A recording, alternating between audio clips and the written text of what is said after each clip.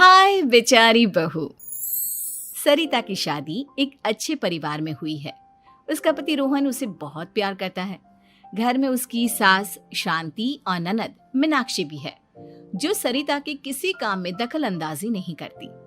लेकिन फिर भी सरिता को ऐसा लगता है कि दुनिया की सबसे ज्यादा बेचारी बहू वही है और सबसे ज्यादा अत्याचार उसी पर हो रहा है।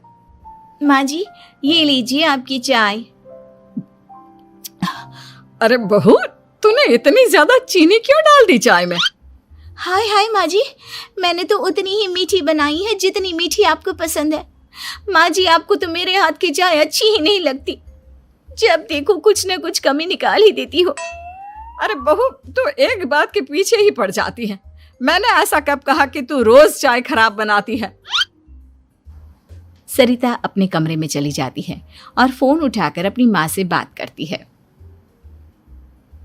हेलो माँ, कैसी हो आप? क्या कर रही हो? मैं तो ठीक हूँ, पर तू बता, तेरा मूड कैसा है? तेरी आवाज से लग रहा है कि कुछ तो हुआ है तेरे ससुराल में। अरे क्या बताऊँ माँ, यहाँ तो हर समय मेरे साथ बहुत बुरा व्यवहार होता है। मैंने अपनी सास के लिए इतनी अच्छी चाय बनाई, लेकिन मेरी सास चाय पीते ही मुझे 4 बातें सुना दी। बेटी, तू इतनी छोटी छोटी बातों पर ध्यान ही क्यों देती हो? तुम्हारी सास ने कुछ बोल भी दिया तो क्या हो गया? वो बड़ी है ना तुझसे। माँ ने इतना समझाया, लेकिन इस बात का सरिता पर कोई असर नहीं हुआ। अपनी बेचारी बहू की छवि वो बदलना ही नहीं चाहती। अगली सुबह सब नाश्ते की टेबल पर बैठकर नाश्ता कर रहे थे, तभी सरिता ने अपने पति से कहा, सुनिए जी, मुझे ना आज बाजार से कुछ सामान लेकर आना है। आज आप ऑफिस से आने के बाद मुझे लेकर चलना ना। भाभी, मुझे भी कुछ किताबें खरीदनी है। आप दोनों जा ही रहे हो तो मेरी किताबें भी ले आना। लो, अभी तो बात ही की है बाजार जाने की, तो एक फरमाइश आ गई। माँ जी, आप भी बता दो कुछ, और हाँ, मोहल्ले वालों से भी बोल दो अगर वो कुछ मंगवाना चाहते हो तो। बेचारी मीनाक्षी अपना सा मुंह लेकर रह गई। ये सब देखकर रोहन से चुप नहीं रह गया और वो गुस्से में बोला, सरिता, क्या हो गया है तुम्हें? मीनाक्षी ने तो सिर्फ किताबों के लिए बोला है। तुम्हें मीनाक्षी से इस तरह से बात नहीं करनी चाहिए। माफी मांगो उससे अभी। क्या? मैं माफी मांगू? दिन भर आपके घर के काम करूं मैं, आपकी और आपके घर वालों की बातें सुनूं मैं, और अब माफी भी मैं मांगू? ऐसा कभी नहीं हो सकता। ये बोलकर सरिता वहां से चली जाती है। एक दिन उनकी पड़ोसन घर आती है। अरे सरिता, क्या कर रही है? और क्या करूंगी भाभी जी, बस घर का काम ही कर रही हूँ। आप बताओ कैसे आना हुआ? अरे मैं तो तुम्हारा हालचाल पूछने आई थी, लेकिन तुम तो बिजी लग रही हो। कोई बात नहीं, मैं बाद में आ जाऊंगी। और क्या करूं भाभी जी, जब से शादी होकर आई हूँ ना, बस काम ही कर रही हूँ। और इस घर में ना कोई मेरी कदर नहीं करता। पति है जो बस घर से ऑफिस, ऑफिस से घर। ननद को तो कॉलेज से फुर्सत नहीं। बची सास तो उनका सारा समय मेरी गलतियां निकालने में लग जाता है। अरे ये क्या कह रही हो सरिता? तुम्हारी सास तो पूरे मोहल्ले में तुम्हारी तारीफ करती फिरती है कि तुम बहुत अच्छी हो, पूरा घर तुम्ही ने संभाल रखा है। हाँ तो क्या हुआ? इसमें गलत क्या कहती हैं? सच्ची तो कहती हैं। मेरी मर्जी के बिना इस घर का पत्ता भी नहीं हिलता। शाम को जब रोहन घर आया तो उसने सबसे कहा, कल हम सबको मौसी जी के घर जाना है। उनकी बेटी की शादी है। सब अपनी अपनी पैकिंग कर लो, सुबह होते ही निकल जाएंगे। और सरिता, तुम कान खोलकर सुन लो, वहां जाकर किसी की बुराई भलाई शुरू मत कर देना, नहीं तो मुझसे बुरा कोई नहीं होगा। हाय हाय जी, आप तो ऐसे कह रहे हो जैसे मैं सुबह शाम सबकी बुराई करती फिरती हूँ। आज तक कोई कह नहीं सकता कि मैंने किसी की पीठ पीछे किसी के बारे में कोई बुरी बात बोली हो तो। अरे बस बहू, बात को और ज्यादा आगे मत बढ़ा। हमें सब पता है तो हमारे साथ क्या व्यवहार करती है। ये बात घर तक रखना, शादी में किसी को कुछ मत बोलना, नहीं तो सब कहेंगे कि शांति की बहू कितना बोलती है। हाँ हाँ, सब कुछ तो मैं ही बोलती हूँ ना। आप लोग तो हर समय फूलों की बारिश करते रहते हो मेरे ऊपर। सारी गलती मेरी है जो मैं इस घर में आई। सबका कितना ध्यान रखती हूँ, लेकिन फिर भी मेरी तो आप लोगों की नजर में कोई कदर ही नहीं है। अगली सुबह सब लोग मौसी जी के घर पर चले जाते हैं। वहां पर शादी का माहौल होता है, सब जगह चहल पहल होती है, बहुत सारे मेहमान आए हैं। सरिता को वहां बहुत अच्छा लग रहा है। वो अपने मन में सोचती है, यहाँ कितना अच्छा लग रहा है, कितनी रौनक है। मैं यहाँ किसी से ज्यादा बात नहीं करूंगी। अगर मेरे मुंह से कुछ ऐसा वैसा निकल गया तो रोहन जी तो मुझसे गुस्सा हो जाएंगी।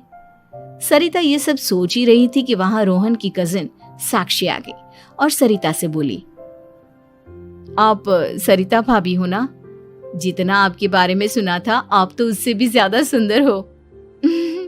हाँ वो तो है, मेरी सुंदरता की तारीफ सब करते हैं। मेरे मायके में तो सब यही बोलते हैं कि रोहन जी की किस्मत बहुत अच्छी है जिन्हें मैं मिली। लेकिन आप कौन है? मैंने आपको पहचाना नहीं। मैं रोहन भैया की कजिन हूँ। आपकी शादी पर नहीं आ पाई थी ना, इसलिए आप मुझसे मिली नहीं कभी। शांति मौसी और मीनाक्षी आपकी बहुत तारीफ करते हैं। क्या कहा तुमने? मेरी तारीफ? कभी नहीं। मेरे ससुराल वाले कभी मेरी तारीफ कर ही नहीं सकते। मैं इतनी अच्छी हूँ, मेहनती हूँ, लेकिन उन्हें तो मेरी कदर ही नहीं। सारा दिन घर का काम करती हूँ, फिर भी मेरी सास ना मुझे सुनाती रहती है और पति भी मेरी सास की साइड लेते हैं। ना कभी बाहर ले जाते हैं ना कहीं घुमाने। अगर घुमाने के लिए कभी बोल भी देना तो उनकी बहन बीच में आ जाती है। मैं कैसे रह रही हूँ उस घर में ये मैं ही जानती हूँ। सरिता की ये बातें सुनकर साक्षी को बड़ी हैरानी हुई। अब वो हर किसी के सामने अपनी बढ़ाई और ससुराल वालों की बुराई करने लगी। रोहन और शांति को सरिता पर बहुत गुस्सा आया, लेकिन वो चुप रहे। अगले दिन जब वो अपने घर पर आए, सरिता, तुमने क्यों सबके सामने मेरी इज्जत का तमाशा बनाया? तुमसे बोला था ना कि चुप रहना।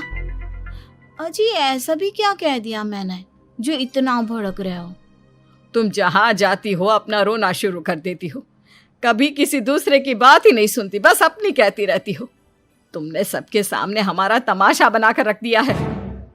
हे भगवान, मुझे अपने पास बुला ले। जिस घर में मेरी कदर ही नहीं उस घर में मेरा क्या काम? अरे क्या करूंगी मैं यहाँ रहकर? जो भी आता है मुझे सुनाकर चला जाता है। मैं तो किसी से कुछ नहीं कहती। सीधी सादी बहू मिल गई है ना सबको, तो जो जी में आए वो करो। सरिता ने अपने आगे किसी को कुछ बोलने ही नहीं दिया और उस दिन भी उसने सबके सामने खुद को बेचारी बना ही दिया। अगले दिन मीनाक्षी कॉलेज के लिए लेट हो रही थी, इसलिए वो हर काम जल्दी जल्दी कर रही थी। अपना नाश्ता लेने किचन में गई और पतीले में रखे गरम दूध को गिलास में डालने लगी। दूध का पतीला उसके हाथ से छूट गया और गरम गरम दूध उसके हाथ पर गिर गया। ओए माँ, हाय मेरा हाथ, माँ मेरा हाथ जल गया। मीनाक्षी की आवाज सुनकर सरिता दौड़ती हुई आई। ये क्या किया तुमने?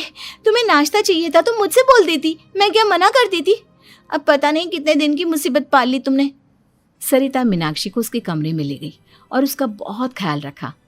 उसका इस तरह से ख्याल रखना शांति और रोहन को थोड़ा अजीब लगा। माँ, सरिता के दिमाग का भी कुछ पता नहीं।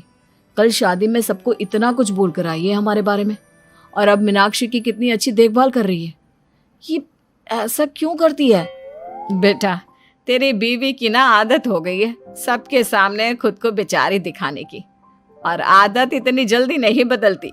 जब ये बोलना शुरू करती है तो रुकने का नाम ही नहीं लेती, इसलिए इसे पता ही नहीं चलता कि ये किसके सामने क्या बोली जा रही है।